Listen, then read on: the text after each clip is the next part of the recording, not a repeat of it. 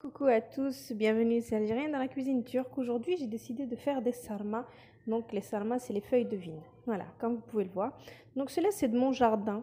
Donc, tous les ans, j'essaye de faire des petites bouteilles. Voilà, soit en saumure, donc avec de l'eau salée, soit comme ça, donc sèche. Donc là, je vais les passer dans l'eau chaude, bien bouillante. Voilà, pour pouvoir les ramollir un petit peu. Puis voilà, les laver parce que ça fait peut-être un an qu'ils sont dans la bouteille. Donc voilà. Donc ceux-là, c'est les miens. Donc c'est voilà, des frais de mon jardin. Après, donc moi ce que je fais, donc je les mets dans des bouteilles comme ça et je les ferme bien comme il faut. Et regardez, ils sont nickel. Peut-être ça fait un an qu'ils sont là-dedans, mais ils sont top. Donc après, vous avez le choix aussi. Vous avez des feuilles de vigne comme ça qui se vendent dans les épiceries turques ou même dans les magasins. J'en ai déjà aperçu. Donc voilà, vous avez le choix. Mais voilà, si vous avez des voisins ou qu'ils ont ça, donc vaut mieux en prendre et puis c'est beaucoup mieux. Et puis voilà, les feuilles sont plus mous, on va dire, tasées. Voilà, donc allez, go. On continue avec la farce des sarmas, donc les feuilles de vigne. Donc pour cela, j'ai pris un verre et demi de riz, comme ça. Donc vous prenez n'importe quel riz, ça va bien marcher, vous inquiétez pas. Donc un verre et demi, mes verres ils font à peu près 240 millilitres. Voilà, donc là j'ai pris deux gros oignons que j'ai émincés, donc au robot. J'ai pris une petite botte de persil, voilà, que j'ai émincé aussi.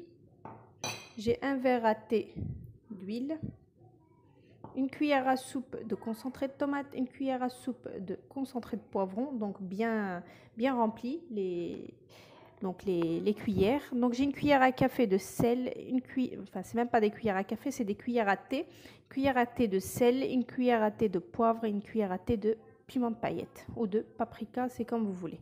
Donc voilà, donc là c'est bon. Donc j'ai mis mon riz, pardon. Là je vais mettre mes oignons. En fait, je vais tout mélanger. Je vais tout mettre et je vais tout mélanger et ma farce ça sera prête. Les oignons c'est bon. Je vais mettre donc le poivre et la tomate concentrée. Il y en a même qui peuvent rajouter de la viande hachée s'ils veulent. Mais vu que, comme je dis chez moi, ma petite famille ne mange pas trop de viande, donc voilà, c'est pour ça que je mets pas, voilà. Mais comme ça passe super bien aussi, hein. Donc je mets ça, donc je mets le maïdanos, donc le persil.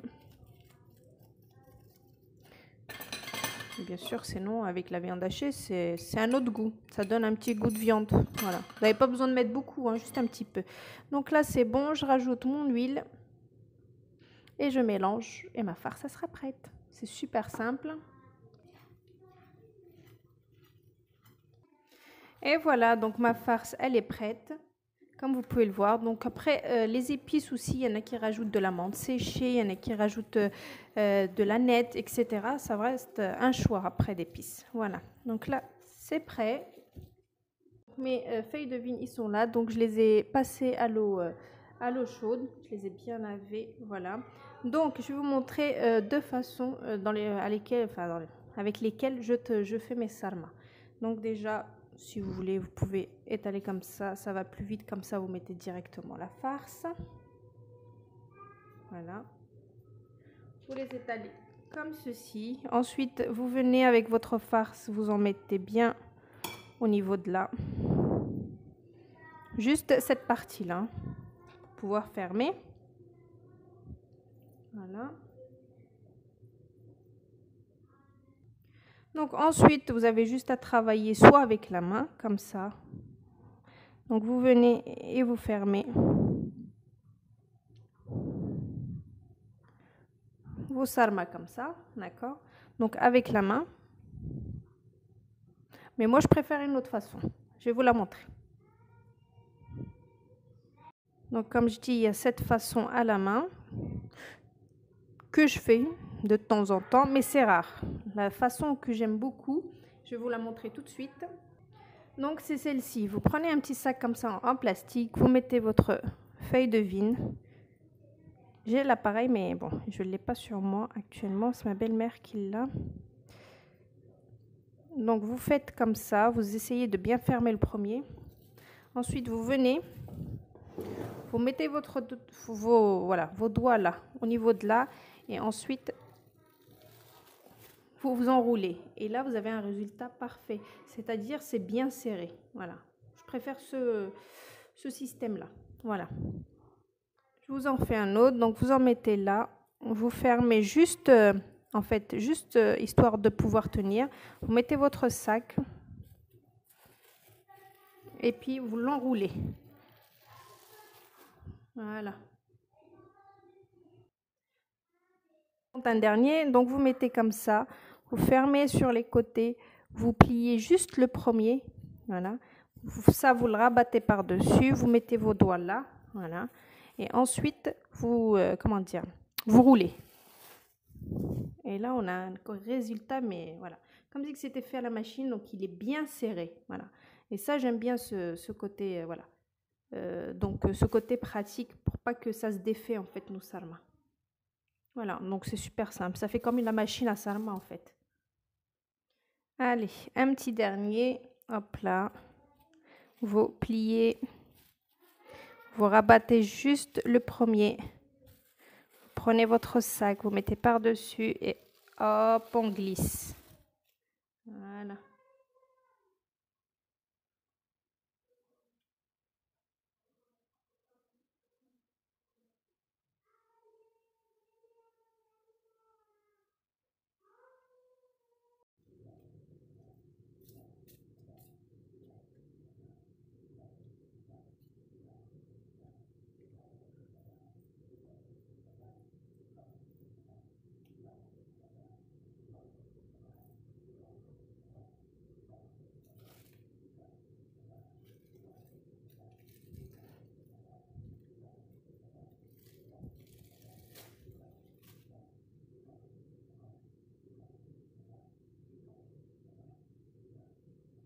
Alors, donc j'ai fini le façonnage de mes sarmas, donc je vous ai montré comment les faire. Donc après vous prenez une grande marmite comme ça, il y en a qui font même faire cuire dans les cocottes minutes, moi je préfère les marmites.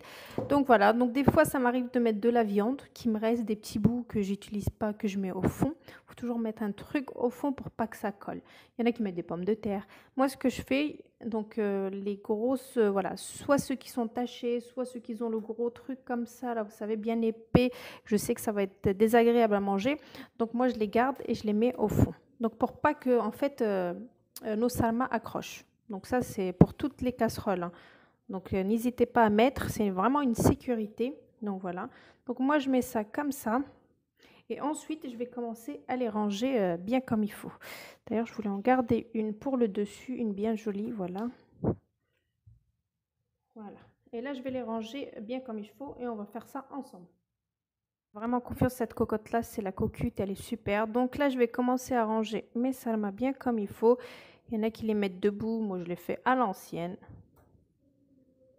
Et puis hein, je suis pas une turque, hein.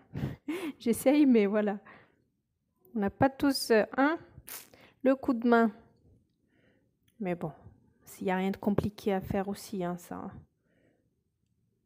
pas besoin d'être turc pour faire ça, hein. Regardez la preuve, une Algérienne qui fait des sarmas. Alors voilà, donc je vais les ranger bien comme il faut. Vous essayez qu'il n'y ait pas d'espace en fait. Genre les petits là, vous les mettez bien comme ça, d'accord? Vous essayez de... Il faut bien les disposer les sarmas, voilà. Il faut bien les disposer pour pas qu'il y ait de vide. Voilà. Donc là, je vais tout bien placer. Ensuite, on mettra soit du citron par-dessus, soit du narek chessé, donc la grenade. Voilà, il faut un truc citronné. Voilà, donc la dernière étape, machallah, je les ai bien rangés. C'est affaire sana. Donc là, c'est bon. Donc je les ai mis dans la cocotte. Donc là, ce que je vais faire, c'est que je vais prendre du citron et je vais mettre un petit peu partout parce qu'il faut un côté acidulé. Ça passe super bien. Donc des fois, je mets ça. Des fois, ça m'arrive même après de rajouter de la grenade, vous savez. Narek chessé, je rajoute par-dessus. Donc là, c'est comme ça, c'est bon. Donc je mets ça par-dessus. Toujours une sécurité, moi. Attends. Tu mets 3-4 heures à faire ça et il faut une sécurité, sinon c'est pas possible. Donc, moi, comme vous avez pu le voir, je l'ai déjà montré, j'ai ça. Je mets ça par-dessus, comme ça maintient bien et c'est lourd. Voilà. Après, ceux qui n'ont pas ça, vous prenez juste une assiette normale et vous la mettez comme ça. D'accord? Donc là, je vais rajouter un peu d'huile, un petit peu d'eau chaude bien comme il faut, jusqu'à un petit peu pratiquement au niveau du sarma. Et ensuite, je vais mettre à cuire. Pour moi, le temps parfait pour des sarmas, c'est 45 minutes. Voilà.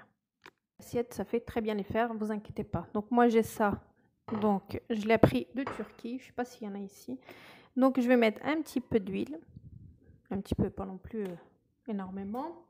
Et là, je vais prendre de l'eau que j'ai bien fait bouillir, bien bouillante, et je vais mettre. Donc moi, je m'arrêterai vraiment au niveau des sarmas. Faut que je regarde en même temps. Encore un petit peu. Et ensuite, je vais laisser sur un feu, pas très fort, mais normal, doux, on va dire. Et je vais, voilà, là c'est le top. Quand j'appuie comme ça, je vois de l'eau qui sort, c'est parfait. Donc là, je vais fermer avec mon couvercle. Je vais mettre sur le feu à température, enfin, au feu doux. Et je vais laisser pendant 45 minutes tranquillement. Je vais avoir un sarma bien mou, parfait. Et voilà, donc vous voyez, le feu, il n'est pas très fort, il est bien. Donc parfait, 45 minutes, Inch'Allah. Allez, bakallah. Allez, à tout à l'heure. Bien après 45 minutes de cuisson, c'est cuit, c'est parfait, c'est nickel. Donc voilà, vous mettez... Je vais croquer, hein. Excusez-moi pour ceux qui sont derrière le téléphone, c'est juste pour montrer l'intérieur. Vous voyez? Donc c'est super bien cuit. C'est bien citronné, c'est encore trop chaud. Donc c'est bien citronné. Donc pour celles qui rajoutent, qui veulent rajouter du narikchesi, vous pouvez. Donc la grenade, vous savez, pour les salades. Sinon ça peut rester comme ça, c'est super bien cuit. Donc regarde, tellement ça a bien cuit, regarde, ça commençait limite à s'ouvrir, c'est super bien cuit. Donc voilà, donc je vais vous poster la recette comme d'habitude. Voilà, et je vous dis à bientôt pour une nouvelle recette. C'était Algérienne dans la cuisine turque. Bisous.